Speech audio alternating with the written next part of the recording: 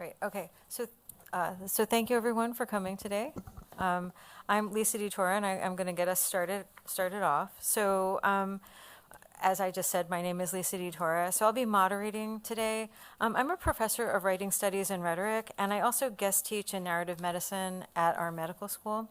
So I'm going to open with a few remarks about my work, and then we'll move on to the panelists and their opening remarks. But this panel isn't really about us as panelists, it's about you. And it's about all of us as a community of thinking, feeling persons. As we speak, I'm going to invite each of you to consider your own relationship to reproductive justice. Groups like Sister Song define this in terms of the right to have children or to not have children, and the right to parent those children. It also includes, and by this I mean reproductive justice, also includes access to the health care that can protect a person's ability to have children, or to save their life, or save their health, or save their sanity, or enable them to successfully care for the family members they already have living. So recently I've been asked to do some work on reproductive justice and abortion in communication and rhetorical settings. And I never really thought of myself as being a particularly activist-y kind of person. So this has felt like something quite new to me. And the work, though, does join up some threads of endeavor and studies of embodiment and transition, medical humanities, and rhetoric of science, technology, health, and medicine that I've kind of wandered into over the years. And we've arrived, I think, at a moment when it's become more important than ever to take more of a stand in terms of our beliefs. And I believe that every person is entitled to make their own moral and medical choices in the context of their faith and within the bounds of biomedical ethics. The group of scholars collected here is, for me, like super exciting, and I'm so grateful to each of you for being willing to be on this panel, because we represent sites of difference that allow us to provide unique insights into some core questions about what it means to have the right or not to make reproductive choices. So I'm currently working on two projects on rhetoric and abortion. One's a graphic narrative of angry uterus and friends, and they're very, very annoyed about far-right political discourses that encourage people to stand their ground by shooting and killing intruders into their driveways, but prohibit women and families from making decisions about who or what gets up inside their private parts. The logic just seems a little off to angry uterus and their buddies. But they're only uteri, so what is it that they really know?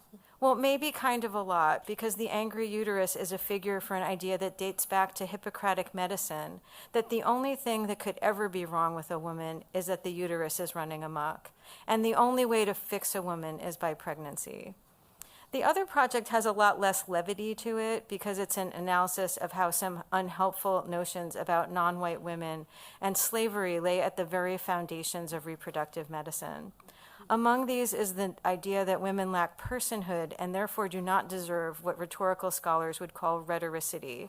And by this they mean access to the conversation, or even to being addressed directly as human people instead of as objects to be made use of. Like the rest of my colleagues on the panel, at least I hope, I think that people deserve rhetoricity regardless of their gender status, and I think everyone here is a person who deserves access to this conversation. No one here should be treated like an object. So with that, I'm going to move on to introductions by my esteemed panel. So I have with me Aisha Wilson-Carter, and Dr. Wilson-Carter is the Executive Director of Equity and Inclusion here at Hofstra, Dr. Katrina Sims, who's an Associate Professor in the Department of History, Dr. Tamika Robinson, who is Associate Dean of our Honors College and also a Professor of Rhetoric and Public Advocacy, Dr. Lisa Merrill, who is a Professor of Rhetoric and Public Advocacy and an expert in performance studies, and finally, Dr. Craig Rustici, who's a Professor of English, directs our Disability Studies program, and I'm going to confess that I have now totally blanked on the name of your endowed chair, but holds an endowed chair here at the institution. Dr. Merwin Slosh, I think. We'll want to thank him. Okay, yes, thank you for the endowed chair. All right, Aisha. Okay, excellent. Thank you. Thank you, Lisa, for that introduction and for your opening remarks. I'm going to be honest. I'm going to do my best here because I'm coming to this topic in a very personal way. So I'm going to read excerpts from a chapter that I wrote in A Culturally Centered Intersectional Approach to Reproductive Justice, which our esteemed colleague, Dr. Tamika Robinson, was the main editor, one of three for this book. So reproductive justice, as I said, is very personal. So I'm going to take you through some excerpts in that chapter and kind of hopefully set a foundation for where we are in this conversation. When I became pregnant with my first child, I was married, a healthy childbearing age, held a master's degree, carried premium health insurance, and under the care of a prominent OBGYN medical group in a wealthy suburb of Atlanta, Georgia. So how did I end up at Emory Hospital 9 days after giving birth, fighting for my life, with congestive heart failure and 20% lung capacity? So in order to understand what happened to me, I went upon a research journey, and a lot of times I had to stop that journey. But what I did was a analytic autoethnography, which was my research design for this. That's often used on research topics that are highly personal and emotionally charged, such as illness, trauma, and social injustice. It's a qualitative research approach that focuses on researchers' personal experiences and reflection in relation to a particular topic. So one of the ways that I did this to collect the data was an informal conversation between myself and my husband 12 years after this incident, which revealed the discrepancies in information that we both received and the outright blame cast upon me by my obstetrician and gynecologist. This data was invaluable to the research in understanding the discrimination and racism Black women face in healthcare, regardless of education, insurance coverage, and socioeconomic status. So on this quest to find out what happened to me is when I first learned that Black women are 3 times more likely to die from pregnancy-related causes than white women. Also that Atlanta, Georgia has one of the highest maternal mortality rates here in America. And there are a lot of disparities in healthcare as far as healthcare for women and women of color in particular. And a lot of these factors go into why the maternal mortality rate is so high. Some of them are health conditions, education, chronic conditions, socioeconomic status, availability, and so on. But even when you control for these factors, the root cause is much more likely structural racism and implicit bias. So I'm just gonna catch you up. So again, this was 9 days later after I had my son.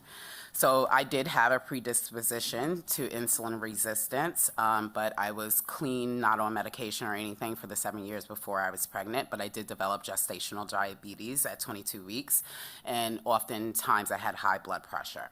So it was those preconditions that was the source of my anxiety and guilt for almost dying that I felt for 12 years until the truth was revealed, and it was only really revealed as I was doing this research. And when I say this research, and like it was a long time ago, this was last year. My son is 13 now.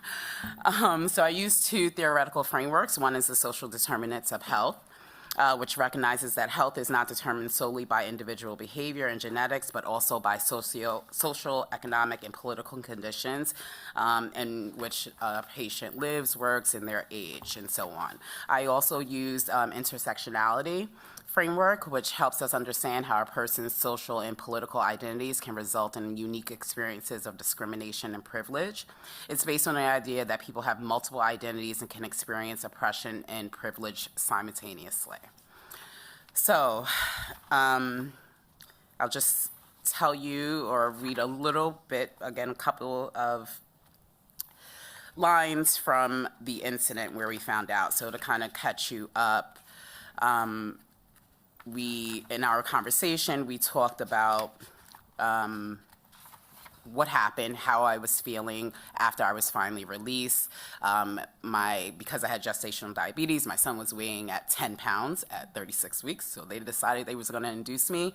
The induction was taking too long. I wasn't dilating, so they decided to do an emergency C-section the day that I was in for the induction. This was 12 hours of labor later.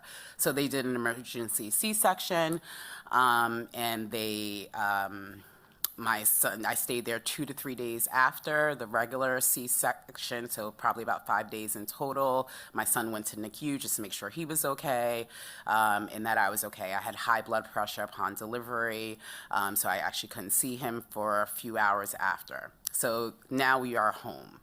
So once we were home, I started to feel like I had a very bad cold, but it was a weird cold. The coughing was so painful, consistent, and miserable. I hadn't felt like this since I was a child, and I had severe asthma attacks and had to be hospitalized. At the follow-up appointment that you have a couple of days after leaving the hospital, I remember being very happy to go so that I could figure out what was going on. I remember being swollen and my lungs crackling when I breathed. The swelling was extreme. I was hearing the swishing in my legs and my feet in particular. And because I'm so familiar with crackling of lungs because of my asthma when I was younger, I knew that I was suffocating.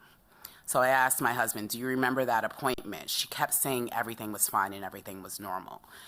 And I was like, no, I can feel the swishing. Is that normal? She said, yes. Swelling up is normal. Just keep taking the blood pressure medicine. I said, but I weigh more now than I did when I delivered. Is that normal? She said, yes. I said, my lungs are crackling. I know that means I'm not getting enough air. Is that normal? She was like, well, I don't hear the crackling now.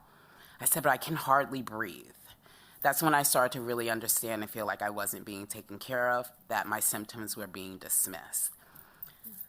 He says, I remember that morning you were saying that you couldn't sleep and your stomach was burning. This is the day we went to the hospital. So now we're at the hospital.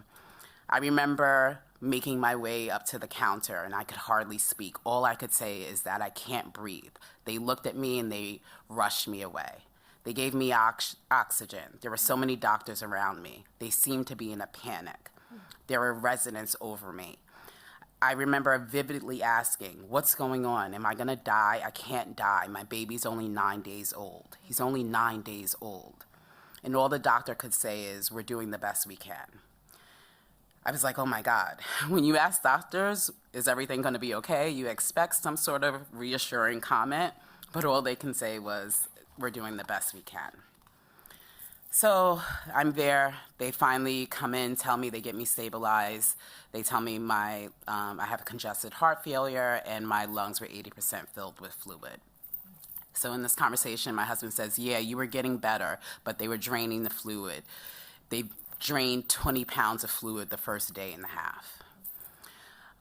I say, and my incisions got infected while I was at the hospital. He said, no. The whole heart failure and everything was because your incision wasn't done properly and you got infected. I say, what? And this is again during our conversation. He said, remember after you delivered, we got home and you kept saying your stomach was hurting. It didn't feel right. I said, yeah, but I just thought it was the numbness from the cesarean. I didn't know what that was supposed to feel like. I've never had a baby before. He said, yeah, the very first issue was the incision. You had a lot of pain there. So at Emory, they cleaned it up and you had to have special wound care. They couldn't figure out what happened to you, why you weighed 30 pounds more than you did the day you were delivered. So they had to figure out what was wrong. They inspected this incision and figured out what it was, that this incision had caused you to have a very bad infection, which filled your entire body up with fluids and got backed up in your system. That's what was in your lungs. They started draining you and put you on heavy antibiotics. So for me, everything at Emory was obviously fuzzy. I think I was in shock most of the time. And I never asked those doctors what happened to me or what the cause was. They just told me I had, congestive heart failure. And so I did ask the head of the practice for the OBGYN, this wealthy, prominent healthcare service. he came in and talked to me and told me, well, you really wanted to leave the hospital. You wanted to go home. I was like, what patient doesn't want to go home? He said, you had high blood pressure, and I told you, to take the medicine. I said, I took everything you told me to take, and I did everything you wanted me to do. And he's like, yeah, sometimes these things happen. So he never told me that it was the incision that got infected. So I did not know that until I went upon this research. So what I thought was just a case of being discounted for my level of pain, which is bad enough, which often happens, and a lack of attention to the warning signs that I was administering was actually much more egregious and blatant discrimination within the process. So thus, when it comes to reproductive justice, it's not just about whether a 17-year-old can choose to have an abortion on the summer before she's supposed to leave for college, or if it's the married woman with 3 kids who's in an emotionally abusive relationship so that she could have that same choice. It's about what it's always been about, and that's equitable health care. The maternal mortality rate, the right to be given the medical treatment necessary to progress through pregnancy, childbirth, and aftercare, regardless of your race, ethnicity, ability status, class, and gender identity. Diversity, equity, inclusion is relevant to all aspects of life and industries, and in healthcare specifically, it's a matter of life and death. So with the decision overturning Roe v. Wade, more women will continue to die, like Amber Thurman. And the more aspects of their identity that are marginalized in our society, the more likely they will suffer the consequences of dismantling our rights to health care. So whether we can get health care or available treatments in one of the richest countries in the world is now left up to an election, to state counselors, right?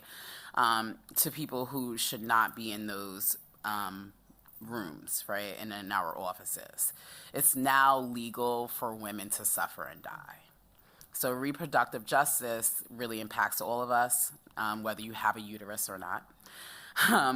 But I think really what needs to happen is health professionals need to be on the front lines of this fight. They have to advocate, they have to march, they have to sue, they have to be in the courts alongside of us. Thank you so much. Sorry, I took too long. So when we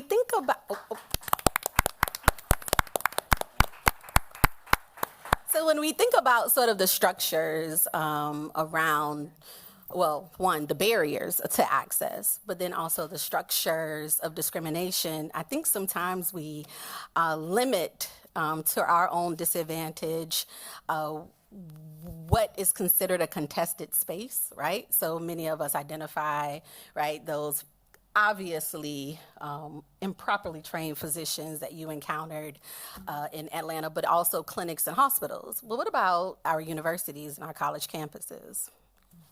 So many of us are familiar with some aspect of the Chicana or Chicano movement, right? We know about the Young Lords activism here in New York as they were protesting hyper surveillance of local law enforcement. We know about their voting initiatives, right? But an often forgotten aspect or characteristic of the Chicana and Chicano movement was what historian Maya Blackwell calls the distinct gendered political identity of the Chicana young women, whose issues around reproductive justice found their ways across the college campuses being sort of disputed.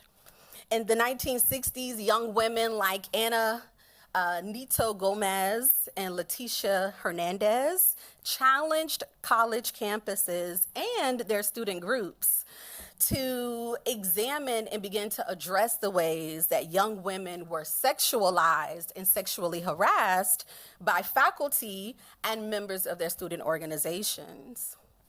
Across Southern California, these Chicano women would assert their leadership and began to expand what it previously started as a youth-led movement, right, in areas like Mississippi around voting. They would extend it into conversations around reproductive justice. And they would use their unique college experiences to begin to demand the right of access to engage in their curricular, right? So just attending college classes and not being harassed by faculty members, and their extracurricular activities, engaging with their students and their fellow classmates around things like SGA, Student Government Association work, with the protection from harassment and access to birth control and abortion services on college campuses. They were largely successful. By the 1970s, campuses across Southern California would introduce new offices that are dedicated to addressing issues where these young women were asserting, right, and acknowledging that there were barriers to their educational aspirations, such as sexual assault and unwanted pregnancy. The new Education Opportunity Program officers were served as peer mentors, and they were tasked with identifying and then ultimately providing the services that these young women dictated they needed that would allow for them to continue on their aspirational endeavors in college. The Chicano students would eventually, their reproductive justice discussions, their demands would find their ways to important political groups like La Raza Unida by 1971. So now, why am I reaching back into the annals of history, right, to resurrect the experiences of Ana Nito Gomez and Leticia Hernandez? Well, at this moment, in these hallowed halls, as we often say, during this week of reflection, it is important to be reminded that the articulation of what historian Lisa Dora calls the new sexual values, and it was new in the 1960s, right, but at the time, and the demand for college campuses to reconfigure and sort of reorient themselves to make accessible resources that young women determined they needed as a part of or an extension of their educational ambitions started with college students. So we have a collective perspective that the nation's reproductive freedom movement started with middle-class women who were trying to sort of implement their own personalized ideas about their bodies. This is not accurate. The conversation around expansion of and extension of access to birth control and reproductive services in our modern context started as an extension of the voting-led or a voting-initiated movement of the youth, right, of the 1960s and 70s. And so I think that it is important when we're sort of thinking about this reproductive justice movement that we acknowledge that most of the young women who are at the sort of front lines of this discussion were first-generation college students, which we know is a third of our college community here at Hofstra, most of whom were Black and Hispanic, right? And most of whom had to deal with high rates of sexual assault and lack of access to medical care because of the structural racism that exists in our society, where they were unable to access care in local community clinics who were discriminating against them. They were denied right of access by the policy of refusal, and then also because of their inability to pay. So as we gather for this discussion, our bodies, ourselves, I think it is so poignant that we're doing so as educators, because we must correct the record to ensure that our students understand their political power broadly, and specifically as it relates to reproductive health in this post-Dobbs v. Jackson Women's Health Organization world that we find ourselves in. That's next. Tamika, do you have opening remarks? Yeah. All right. So when I first came into this topic, I'm a health communication scholar from a critical lens. And Aisha has referenced the book that came out. It is my last book that came out. When I started working on this and conceptualizing it, it was very much so let's think about what stories are not being told and how do we think about reproductive justice from a very intersectional lens. So thinking about gender identity, thinking about disability, thinking about nationality, thinking about race, all of these different intersections and how that enables and constrains the choices that we make. So this started as a conference presentation with two Hofstra alums who are now doctoral students at Arizona State University and Rutgers University, but both of them were graduates of our Rhetoric and Public Advocacy program and Rabinowitz Honors College students, who had been spending some time talking with me about the ways in which our identities play into this conversation about reproductive justice. So it started with a conference presentation at the International Communication Association conference, and when it was accepted, I had no clue at the time that I was pregnant with my first child. Got to the conference, did all this talking about here's what's going on. The publisher reached out and said, let's talk about turning this into a book project and expanding these conversations, especially from an autoethnographic lens and getting multiple people to tell their stories. I agreed to this, came back from Paris, had a miscarriage. I had no clue that my work was going to suddenly become so personal as we were doing it, because this is also post the overturning of Roe v. Wade, to where, for those of you who do not know, the treatment for a miscarriage is abortion. It is a DNC. So I was now in New York having a procedure that is outlawed in my home state of Louisiana. And thinking about the ways in which the privileging of where I'm just geographically located now makes a determining factor on whether or not I could receive what is adequate medical care became very personal. So we started figuring out, okay, what other stories are missing from this conversation? So we reached out to people from all over the country. Dr. Wilson Carter and Dr. Tora were two of the authors within this book, as well as one of Hofstra senior now, who's a trans woman who talked about her enacting her own reproductive choices and really getting people to think about how it's working, thinking about IVF. We had people from Brazil, we had people from Mexico talking about mothering and transnational mothering. And it was really a act of love to edit all of these stories and incredibly personal journeys for everyone as they went through this information. But that still wasn't the end of the personal part. The book came out in summer 2023 while I was pregnant for the second time. And in August 1st, 2023, much to Dean Frasina's chagrin, I went to labor here at Hofstra and then drove myself to the hospital in Suffolk County. He was very upset with me. And again, as a scholar, I just written about this, just talked about these things. There was an error during my C-section. I had a C-section, an emergency C-section at the time, and they tapped my spinal column, and I was leaking spinal fluid for 3 days.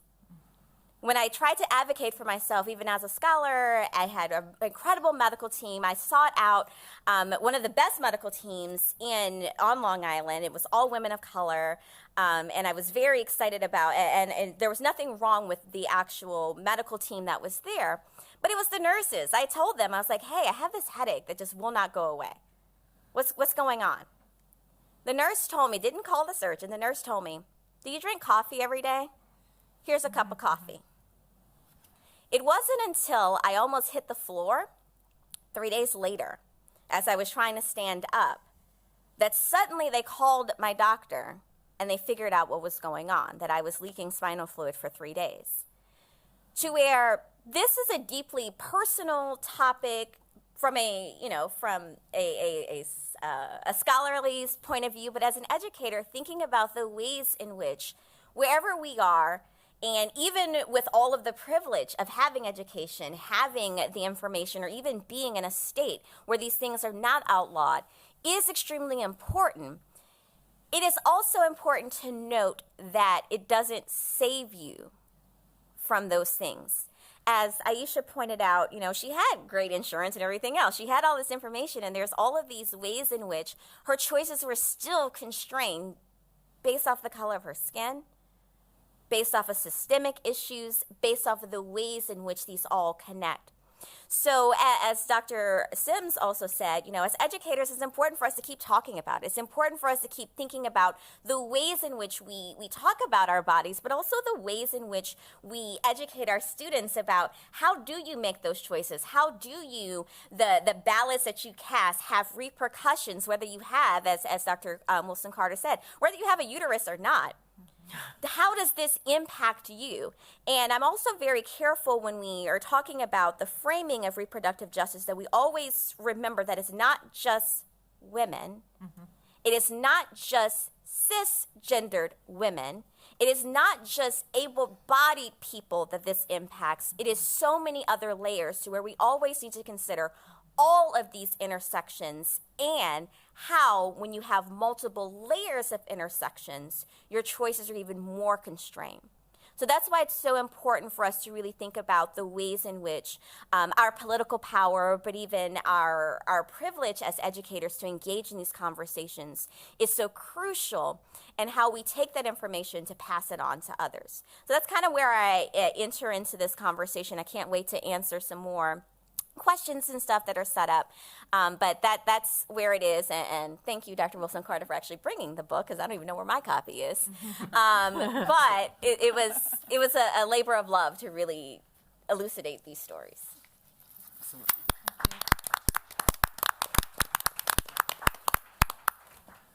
I'm very happy to be here with colleagues who I respect so much and whose work has been so meaningful to me. I'm going to start. I almost brought in my 1971 copy of Our Bodies, Ourselves, but it's falling apart, so I didn't want to do that. But I so appreciate the title. I'm going to take us back even further in time as we think, as Dr. Robinson has just mentioned, all of you have just mentioned, who controls information about reproductive health and justice is key. And the original title for what I was doing here was Sex Wars, Reproductive Rights, the Fear of Witchcraft, from the Fear of Witchcraft to the Handmaid's Tale. I don't have time to do all of that, so I'm going to just touch on some things here. For most of recorded history, women were the purveyors of information about reproductive health, whether passing on to other women as members of a community, the knowledge about plants and herbs that impacted pregnancy, or serving as midwives and doulas to facilitate childbirth. Reproductive knowledge and care were largely in the hands of women. And because of women's unique connection to the process of reproduction, women in many pre-capitalist societies served as healers, folk doctors, herbalists, midwives, and were credited with this knowledge and power, which was considered magical. Because it was considered magical, some of these women were also, and I so appreciate, let me just parenthetically say, I so appreciate the levels of intersectionality that Dean Robinson is mentioning here, because when we think about a range of different cultures, these are not just biologically cis women who were the healers. So that's really important to remember. Midwives were sometimes accused of witchcraft if something appeared to go wrong with a pregnancy. They were considered to have power over nature, power to obstruct reproduction, prevent conception, cause miscarriages, cause childbirth fatalities. And yet female healers, sometimes called doctoresses, were revered in many cultures. If we had time, I would love to cite, I don't have time, my former colleague Sylvia Federici has done amazing work on the issue of witchcraft and how that plays into misogyny and also the issues we're touching today. But I'm going to jump from that time to the establishment of male medical establishments in the 19th century, when the study of medicine became institutionalized and became an exclusively male profession. Women were barred from attending medical schools and restricted from practicing in the newly defined and licensed medical profession. And in the 19th century, many male educators and physicians believed, this is interesting to all of us here, that higher education for women would be physically dangerous because they claimed too much development of the brain would lead to atrophy of the uterus. This isn't that long ago. I mean, I do historical work about the 19th century, and there's lots of medical documentation of those claims. So how does that affect us today? In the short time that I have for this opening, I want to look back at a particular law that was passed 151 years ago. In 1873, the U.S. passed the Comstock Act, which outlawed the providing or mailing of any information about contraception or abortion. I've done a lot of work on the people that were attacked by Comstock, so I'll just tell you a little bit about him for now. This law was put in place by a man who was a racist, a virulent misogynist, opposer of women's suffrage, and first, he worked to ban books. Does that sound familiar to where we are today? Books that he considered obscene, catalogs for what he considered immoral rubber goods, condoms. In 1872, the WMCA formed a committee for the suppression of vice, and they hired the then young Anthony Comstock to lead it. Shortly afterward, Comstock, this was all in New York, Comstock was named a special agent of the U.S. Postal Service and was responsible for enforcing the law, banning books, controlling access to information. That sounds chillingly familiar to us today.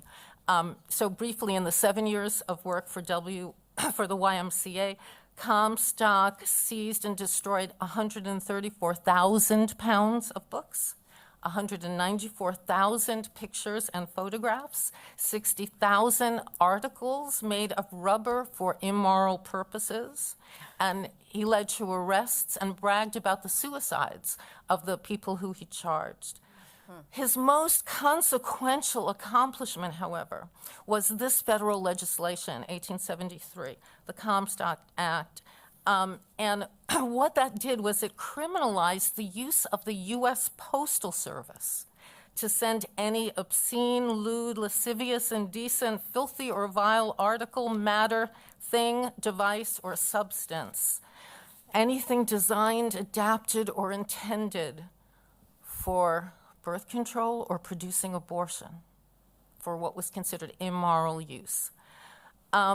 So this law made it a federal offense to transport by mail or common carriers, if we're thinking about today, and unfortunately there are people who are thinking about reinstating the Comstock law today, that would include UPS and FedEx. But as we know, in 1973, the court issued its decision on Roe v. Wade, which established a constitutional right to abortion for 50 years. Technically, the Comstock Act, while still on the books, was moot. It wasn't mute, it was moot. But the decision to overturn Roe v. Wade has awakened this dormant 1873 Act. It's not just the ravings of a past fanatic. It could now be used to limit, restrict, or outlaw the mailing or legal access of the drug mifepristone, the leading drug for abortion. And today, government officials in several states are considering using this 1873 Comstock Act to thwart access to drugs used in medication abortions and possibly even contraception. So Comstock Act raised questions about the freedom of the press and the purpose of the post office. In other words, given my home discipline, this is a communication issue, too, and communication technologies are at the center of this debate. Today, we have lots of means of communication that weren't even conceived of then. But as we think about this election and the purpose that we're all here thinking about how the presidential election reverberates in all of this, I want us to think also about different means of communication. Who can surveil and control information about one's own reproductive health, one's menstrual cycle about the ability, if you are pregnant, to leave a state if you live in a state that restricts terminating pregnancies and abortion. Although the Comstock Act was passed in 1873 and it hadn't been enforced for half a century, it's never been completely repealed. And although you might think that's not an issue any longer, hopefully we'll think about it now that the right to control one's own reproduction rather than to have restrictions imposed by the state or the federal government or by racist medical practitioners is still very much an issue in this year's election. Comstock isn't alive to open your mail, but given the current technologies, we can all be surveilled in all kinds of ways. And I just want to say that this issue of using the mail, Comstock based this on a racist response in 1835 when abolitionists, mostly from New York abolitionists, who sent to the south of the United States all kinds of information about abolishing enslavement. And all of that mail was taken, particularly in Georgia and South Carolina, and burned.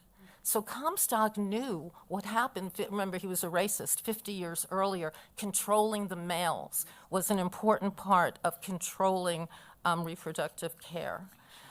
So briefly, just to end, once we had in 1873 Roe v. Wade making abortion legal for those years, there was still always the sense that this had to be protected.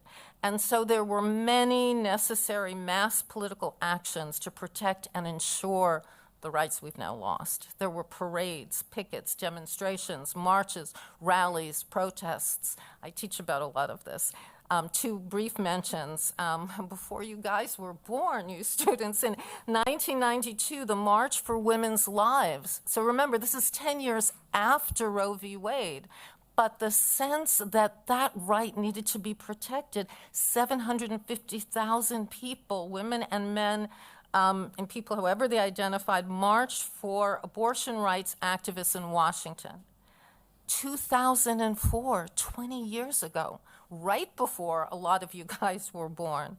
On April 25th, 1.15 million people came to Washington, D.C., I was one of them, to protect and advance access to a full range of reproductive health care options, including abortion, birth control, and emergency contraception. It was coordinated, that demonstration, by a coalition of women's rights and social justice groups, the Black Women's Health Imperative, National Organization for Women, the Feminist Majority, NARAL, that's the National Abortion Action League, the National Latina Institute for Reproductive Health, Planned Parenthood, and finally the ACLU signed on too. So this sense of the importance for activism, I just want to reinforce here, and to remember that history is not a progress narrative. Anybody who studies issues of race in the United States sees that most clearly.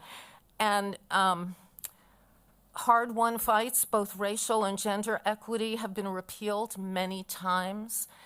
They are on the ballots now, and hopefully knowing this history sheds light on the current situation, and recognizing that states where abortion is most limited report the highest rates of maternal and infant mortality. We've heard these stories, and if we have time, we'll talk about my own niece and a similar story. But the current situation and issues of maternity and reproductive health justice are important for everyone. Of course, most acute for women of color, but important for everyone. And I'm really honored to be with all of you here. Thank you. Okay.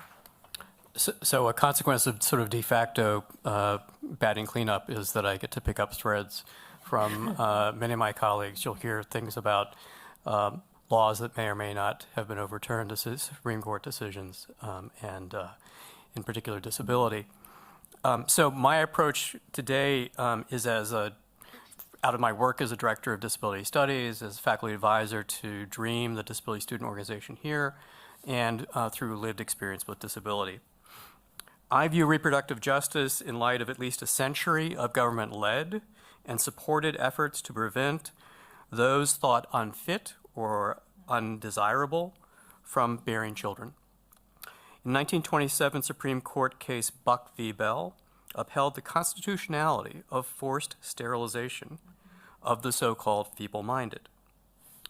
Writing for the 8-1 majority, the much-admired Justice Oliver Wendell Holmes asserted in a sentence that seems to belong in a Dickens novel, "It is better for all the world if instead of waiting to execute degenerate offspring for crime or to let them starve for their imbecility, society can prevent those who are manifestly unfit from continuing their kind." Unlike Plessy v. Ferguson or Karamazov v. the United States, Buck v. Bell has never been overturned or even officially repudiated by the highest court in the land. The 1973 Relf case, taken up by the Southern Poverty Law Center, exposed federally funded sterilization of hundreds of thousands of poor people without their informed consent, and sometimes through coercion and the threat that welfare benefits would be cut off.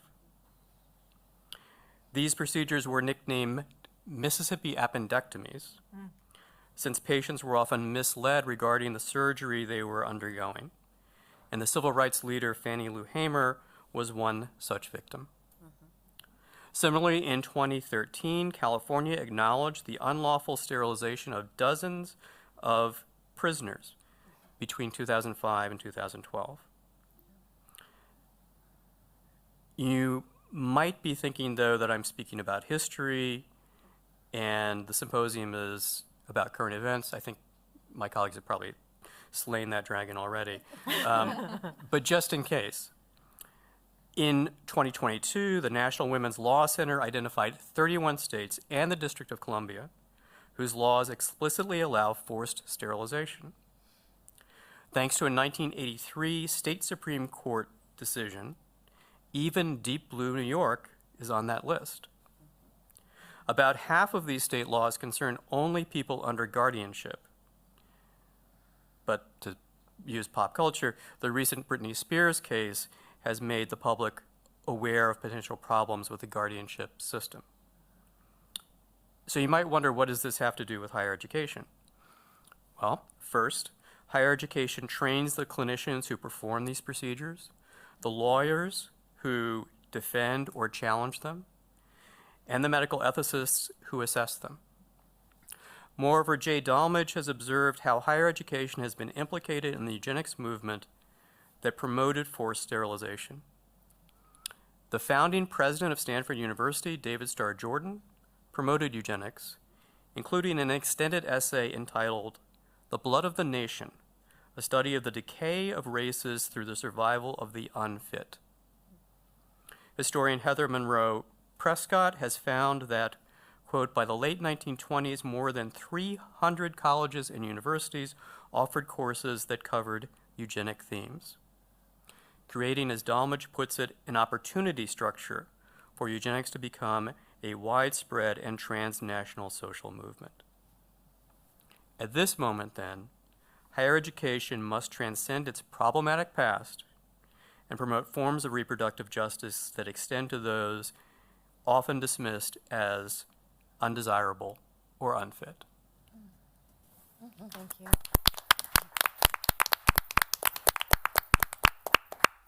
Wow. Well, thank you so much for those wonderful, wonderful opening remarks. So we'd prepared some questions. We've gone a little bit over our planned time on the opening remarks, but I think it was well worth it, don't you? It's really quite excellent.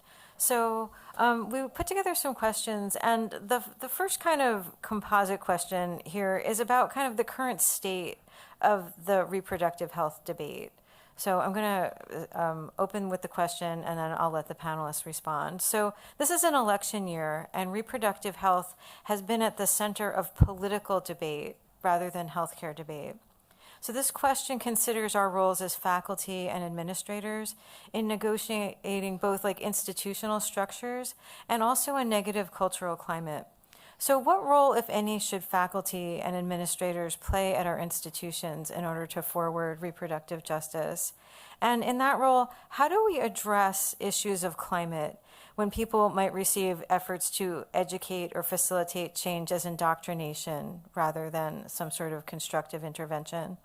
So how do we do our work while building and maintaining positive relationships with people who might not agree with us?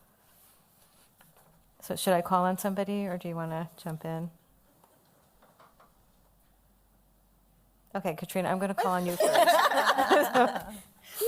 Well, instinctively, right? I'm going to go back to my opening remarks. We just got to correct the record, right? Like, part of the important work is knowledge building, yes. But part of it also is encouraging our students to sort of bring their full selves into these conversations and filter, right, some of the information through their own unique situations. I understand, though, right, like, given the level of vulnerability here is not sort of something that many of us want to bring forth on a daily occurrence into spaces that may be contentious and may not feel safe. So as an educator, the first thing we need to do is be very thoughtful of the ways in which we're showing up in our privilege, right? The ways in which we're showing up in terms of our interpretations and posing certain ideas, being thoughtful and inclusive in the literature that we use. It's just important, right, to sort of make sure, to ensure, right, that our students feel that the curriculum that we are teaching them is reflective of, yes, their unique experiences, but also does the important work of sort of digging deeper and in many ways sort of challenging them in a way that, again, feels safe. So we have a lot of work to do, and I don't want to increase my colleagues' work burden, but I do feel like there is an obligation. I feel obligated. I feel that there is a responsibility that I have to address these issues in real time. In part, it's an election year, right? But then also because I recognize that many of our students are dealing with a lot of these issues, right? When they are able to feel connected and safe, right? You all have expressed in a variety of ways, right, that you recognize these issues around reproductive justice, maybe even your lack of access to it, your lack of understanding of it, right, has impact. And as an institution, we should be concerned because we want you to stay and be successful, right? We want those good retention rates. We want also you to be successful in your life endeavors, right? And part of that means that we need to perhaps challenge some ideas that you've had, that you arrived to us with, that are perhaps uninformed, that may be a limiter in terms of your capacity, in terms of your own individualized ideal of freedom and liberty. And so I just think that it's important for us as educators to knowledge build, but also create spaces that are not so contentious, that feel safer, so that you all can help sort of direct the conversation, so that we can, as an institution, meet those needs. I agree. I think, too, we have to be more proactive rather than reactive in a lot of these conversations. And so I think, right, for instance, kind of one feeling like, oh, we're safe here because we're in New York. No, we're not safe anywhere. So how do we be proactive? How do we teach our students to be proactive in fighting for justice, right? And I think inviting people into the conversation and inviting students into the conversation, faculty, administrators, right? But also outside people, right? People who would like to say, oh, you're, convincing students to believe this way or that way, having them a part of the conversation, bringing them in to see what education looks like, what teaching someone to be a critical thinker looks like, and having them so that we can dispel that myth about what's actually going on here in higher education. So, and really just really kind of being upfront with the fact that progressive policies, and I'm not talking on political spectrum, but progressive policies that are for everyone and are about inclusivity benefit everyone, right? On some level, right? They benefit everyone. So really just being proactive in that message and being just generally more proactive rather than reactive. Any other? Yeah, I'll just add to that. Obviously, that sense that knowing the history right before you guys were born and now, I think it's part of our responsibility. Those of us who grew up having rights that you don't have now. My niece had a miscarriage a few months ago, and she lives in Ohio, and had to wait 3 weeks till she was very ill to get a DNC that I could have gotten for years. I mean, had I needed that kind of medical intervention. So that sense of knowing that given the moment we're in, our lives are on the line, feels to me the urgency of this moment. And unless you know the past and what the rights were before, who was in the way of them, what rights were there, what has been taken away, it's very hard to know how to process those issues. So I think part of our responsibility is just to give people information about the past that they wouldn't have otherwise. And especially if the access to information is through silos of information. You know, I mentioned the Comstock stuff. And by the way, Comstock thought that Dickens was obscene. So that gives you a sense of, you know, once somebody makes these decisions about what books to burn. But that the importance of knowing what happened before and thinking about the courage of people whose shoulders we stand on. I think it's our responsibility to share that information. The only thing that I would add to this is I think that there's also the responsibility of teaching our students that not all perspectives and information has equal weight, that we present accurate information, whether it is medically accurate, historically accurate, whatever, we present all of that information and give our students the tools to critically think, as Dr. Wilson Carter said, to really think about what is the purpose of the institution, and it's to give you the tools to go out, and we hope that you do good things with the information that we give you. We can't ensure that, but we're hoping that you, once you have those tools, that you will use that for good. But I don't think that we have to pretend that some issues are neutral. I think that that is a dangerous position that a lot of people believe that that is the way to bypass these accusations of indoctrination. Our responsibility is to give you accurate information. Otherwise, why are you here? Why are you doing these things? You can go and watch YouTube and go down some rabbit hole on Reddit or anything if you wanted that, but we should give you accurate information. So I want to make sure that we're always very careful. And we're thinking about these positive relationships and thinking about giving those voices and stuff that sometimes we can just say, that's inaccurate. That's not factual. There's no such thing as alternative facts. There are facts, and then there's falsehoods. I think the one thing I would add, and it's sort of echoing some earlier remarks, the emphasis on how all of us are affected by this, and to understand the breadth of it.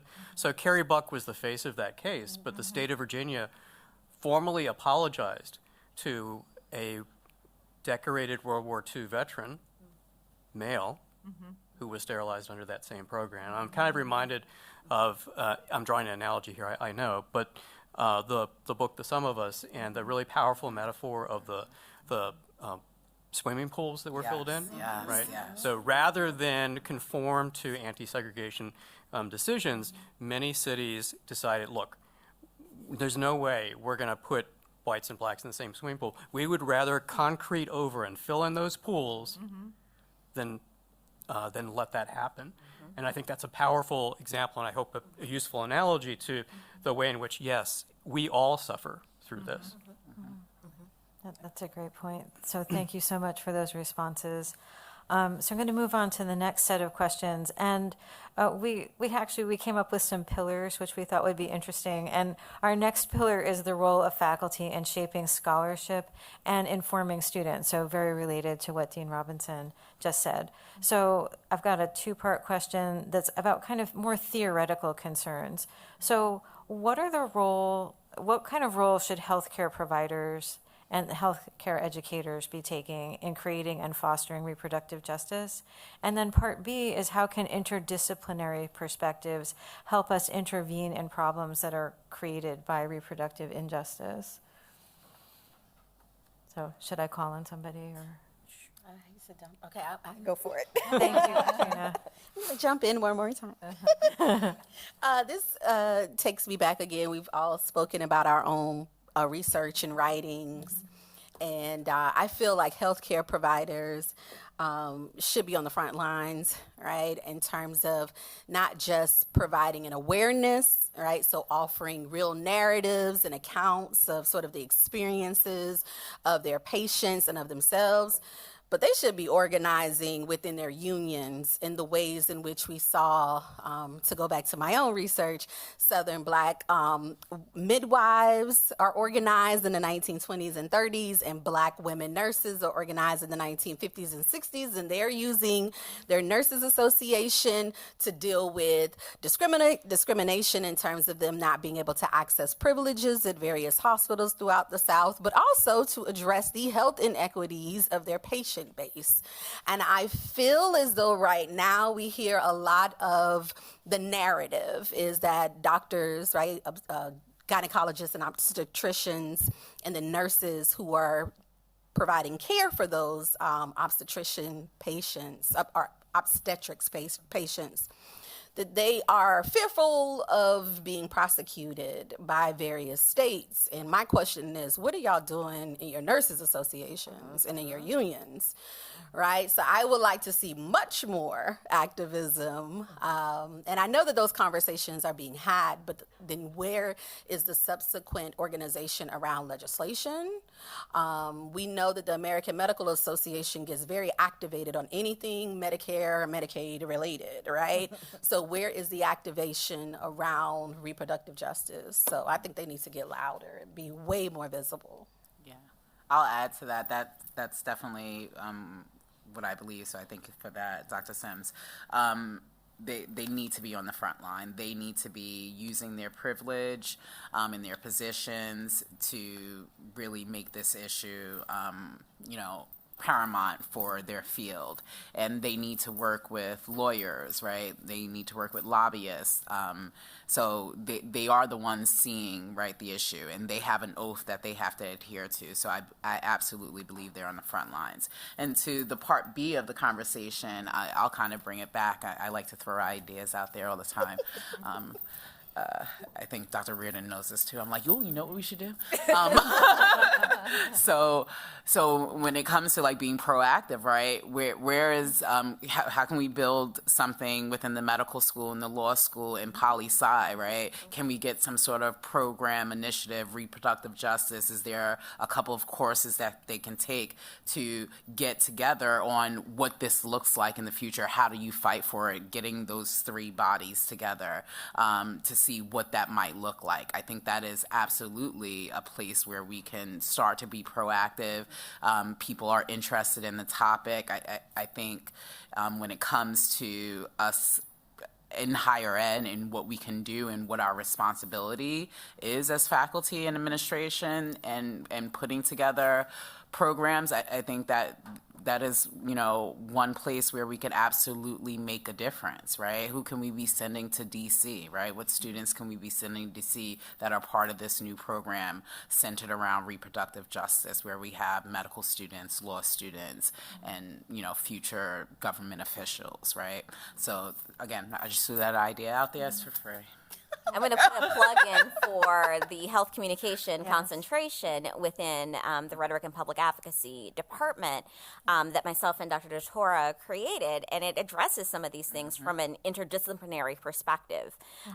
We both come into communication and writing from a very weird way, I think is the best way to discuss the way both of us, not just me, not just you. Non-traditional. Non-traditional, thank you. Weird. My PhD is in health education, to where it is not a traditional communication or rhetoric or even writing studies area, but I found my tenure home in that department in understanding that there is another way to talk about, like either through writing or through speaking, about how do we have these conversations about health.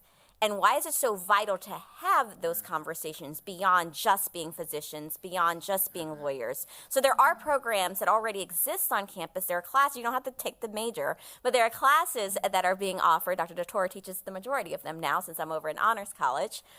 That are giving its exposure to why is all of this connected, and whether you're planning to be a healthcare practitioner or not, it gives you a better perspective of how to connect these things. And there's all kinds of classes all over campus. Our public policy program has a number of classes in health politics and stuff. There's lots of different ways in which these things exist. Y'all just need to take them. Right. I mean, I'm going to shout out to the School of Health Professions. Yeah. Right. So community health, public health, Population health, yeah. Yeah, those programs are important. Lisa. I'd like to add, when I was teaching women's studies, one of my students was a doula. She was a pre-med student. And I introduced Nirali Rana, now Dr. Rana, to the autobiography of 19th century Jamaican healer Mary Seacole. And I wanted her, as a pre-med person who is going to be a physician, to read about this amazing Jamaican doctor who learned most of her medicinal knowledge from her own mother, who was a doctoress. And Nirali read Seacole's account of healing patients in Jamaica, Panama, Crimea, where she treated patients for cholera, battlefield wounds, and delivered babies. And when you leave the session today, if you walk past, Charlie's smiling because we've done this together, if you walk past the Henry Moore statue, you'll see a QR code. And if you put your phone at that QR code, you'll see my former student, now Dr. Nirali Rana, performing in a hologram, so it's an interdisciplinary project, performing as Dr. Mary Seacole. So it's an example of both thinking about interdisciplinarity and the role of healthcare providers and future healthcare providers who are just thinking about medical school. So if shameless plugs are available here, Sorry.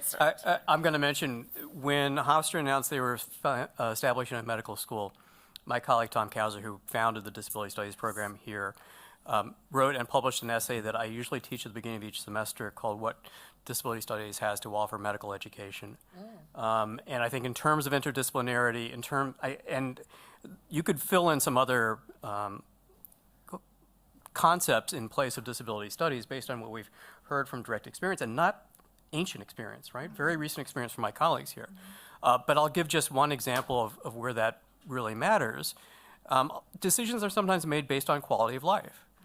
And studies have been done where the way that people with spinal cord injuries, for example, assess their quality of life is much higher than the way the clinicians who are treating them assess that. And when decisions are made based on quality of life, it's really important for those clinicians to be aware of that kind of implicit bias, as well as other kinds of implicit bias that have been addressed, already in the panel. Right, like ask, don't tell, Yeah. right? So ask people where they're at, don't tell them things. So I'm just going to actually add one comment because we're sort of talking about like why is the medical community not more up in arms about this? And part of the issue is that the structure of the medical establishment is very imbricated in the military-industrial complex. So if we kind of think about like how the medical establishment is able to do its work, like they kind of feel beholden in particular structural ways that it kind of creates these additional barriers that might be difficult for people to overcome if they're very kind of single-mindedly focused on delivering within a single discipline and lacking these interdisciplinary perspectives. So I'm going to move on to the next question, which is that can we do, so we can think theoretically, but what can we do for individuals and communities? So I'm going to start with the first question here, which is there are women who are dying from these abortion bans. And this week we learned about Amber Thurman and Candy Miller, who both lived in Georgia. And we're only finding out now that they died very shortly after those bans because the medical adjudication process takes a very long time. So people are dying, but they're also becoming permanently disabled because of a lack of reproductive health care and a lack of access to procedures that might not be needed for reproductive reasons, but have also been outlawed because of that association. So what can we do to help address this issue on an individual level, do we think? Vote. And not just in federal elections. Think about your local and state elections, thinking about the ways in which the legislative process is done, especially college students. There's a lot of energy always surrounding presidential and federal elections that energy isn't there when it comes to the local and state races, and those impact you more directly. So, and it's not just like going to the ballot box. That's not enough. It's informed voting, knowing what positions are, and not being single issue voters either. Thinking about the ways in which each of these things coalesce into different policies and stuff. So that's one of the shorthand. Anybody who's ever taken class from me knows that I end almost everything with like vote. That's the answer. But it really is important, and it is so fundamental, especially as college students, and and I'm not dismissing the energy around federal elections. For a lot of you, this is your first presidential election, so please go and vote.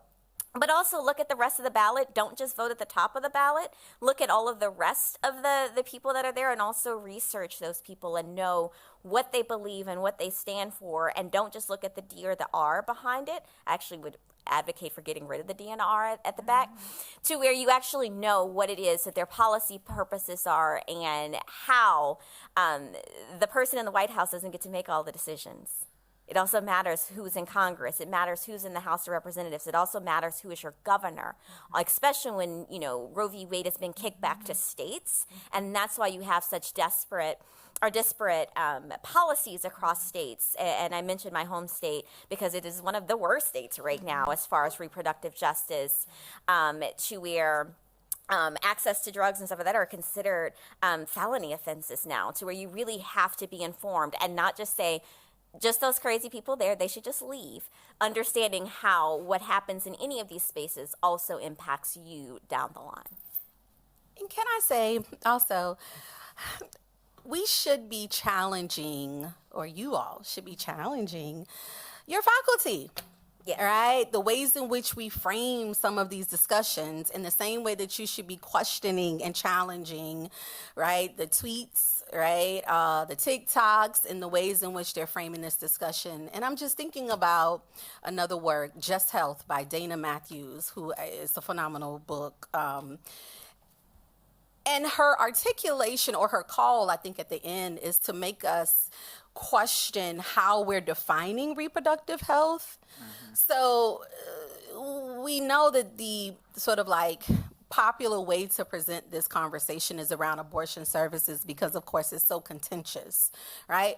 But you all should be thinking about your personal health issues and concerns. If you struggle with endometriosis, PCOS, fibroids, you may find yourself in a conversation with an obstetrician or a gynecologist around whether or not you can have access to a DNC without pregnancy, because you just need to clear the uterus of all of that, right, mucus and blood from the disease so that you can possibly become pregnant.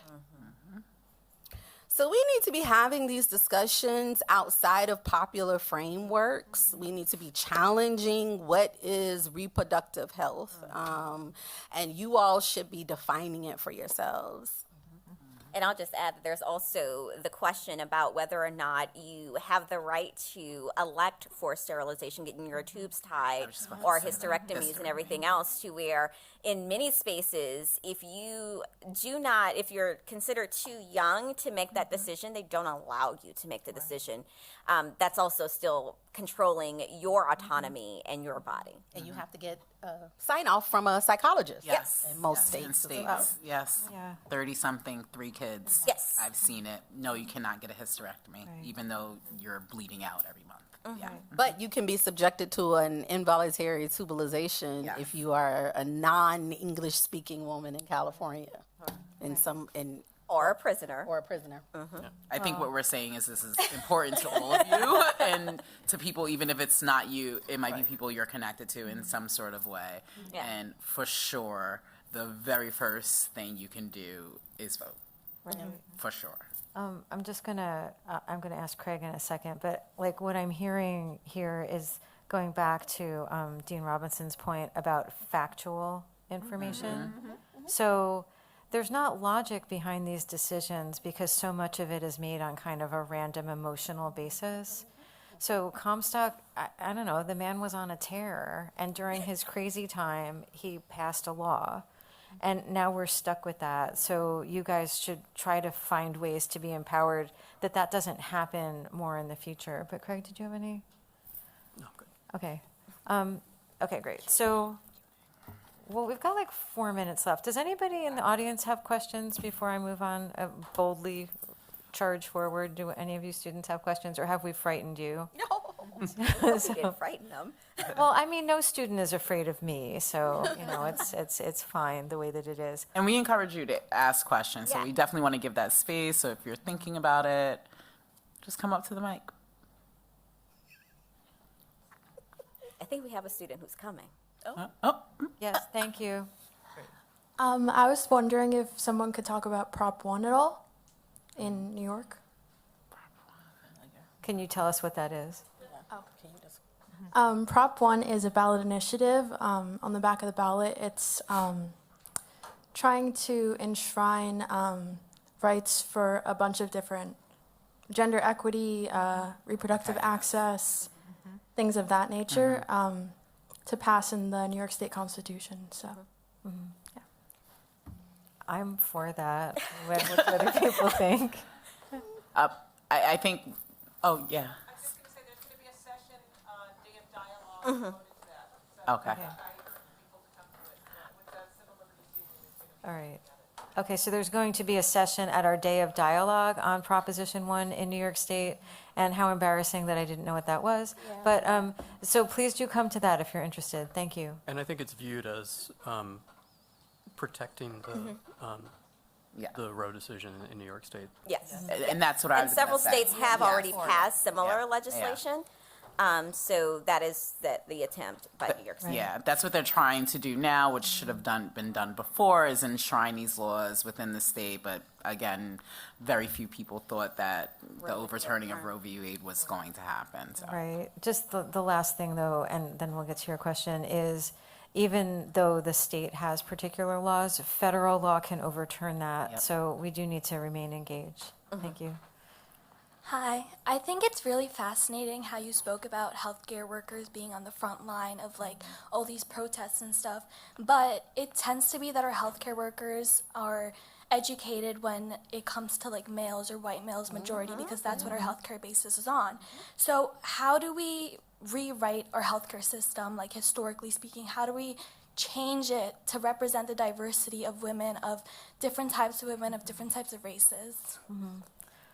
So one initiative we have in the medical school, we've got a narrative medicine program, and they actually have a wide variety of medical humanities initiatives, and those are all oriented to encouraging our medical students to think about themselves as whole people. So we've heard this on the panel, it's like you're a whole human, you're not just like a brain popping through the educational system. So that's one initiative that we have going on here. I don't know what others think.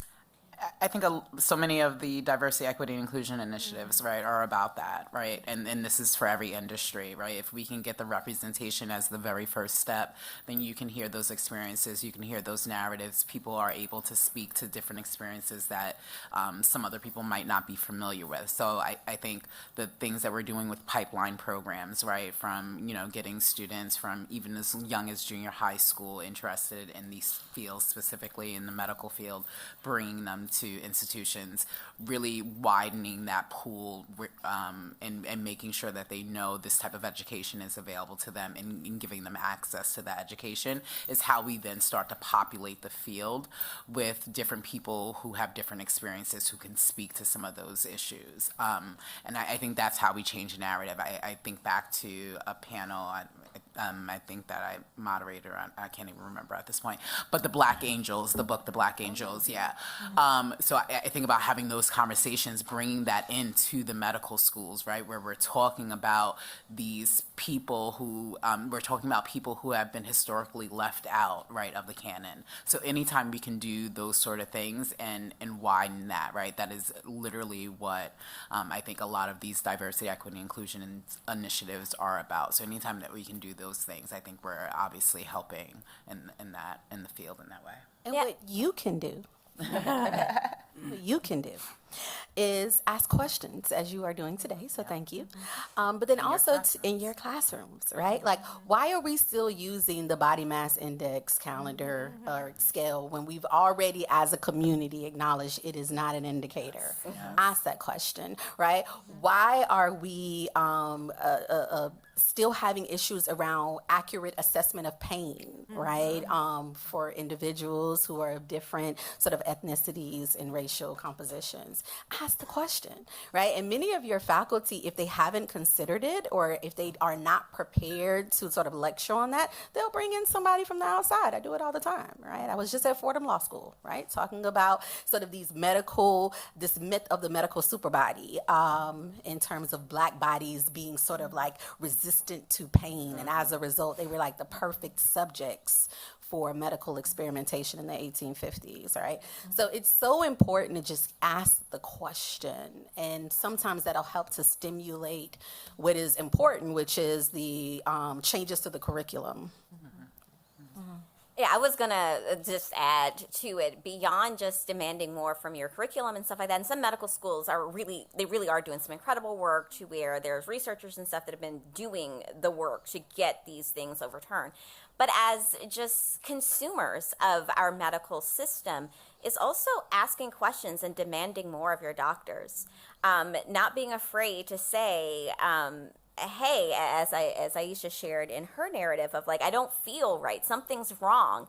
And recognizing that they are hired by you, to where if they're not treating you with respect and with agency or respecting your agency, find a new doctor. And I know that that's easier said than done when we think about insurance and everything else, but all insurance companies have an entire list of different providers and stuff. And if they're not like people that you can access and stuff like that, then calling your insurance company and making some of those decisions too. So it's not just about future practitioners of medicine, but also all consumers of medicine, to ask questions and be okay with you know your body better than the clinician knows. Resist some of the implications of the term patient. Yes. Yeah, that's a great point. We were talking actually in my class, who's here, and we were kind of talking about like, how can you have conversations in this currently politically charged moment? Because it's really scary. People get very, very angry. There's a cancel culture. There's like ways that people get shut down and shut out. So just be patient with it, and like try to listen to other people maybe as well, even if you don't agree with them. Maybe listen to them before kind of charging in with your opinion. Even if they're like really factually incorrect. Like if they feel heard, then maybe it's easier for them to take in new information. So is there any other questions? Right, okay. So I'm gonna call on Dean Robinson because I assigned her to do our final word. Is that okay, or should I? I can do it, that's fine. Well, I know you can do it, obviously. Well, I mean, the final word is you've heard from all of our disciplinary perspectives and our ideas about our research, but also our teaching. And it's so crucial that these conversations continue. And as Dr. Merrill said, that it's not siloed information, and that's why it was incredibly I appreciated Dr. DeTora reaching out to all of us and really asking, what can we bring to this conversation? And I also want to thank President Poser for this opportunity to really think about how can, as an institution, and Provost Reardon as well, how can, as an institution, we really think about interdisciplinarity, not just about from a health perspective, not just from a reproductive perspective, but that's important too. But how can all of our different disciplines answer some of the big questions that are facing all of us, because it's not going to be just individual departments fixing it. It's going to be all of us collectively working together. So I want to thank all of my colleagues for joining us for it. And also thank you to all of you for being here and asking questions and sending us questions if you have additional questions about our individual work, but also just being here and being engaged. That's how I end us. Thank you. you. Thank you.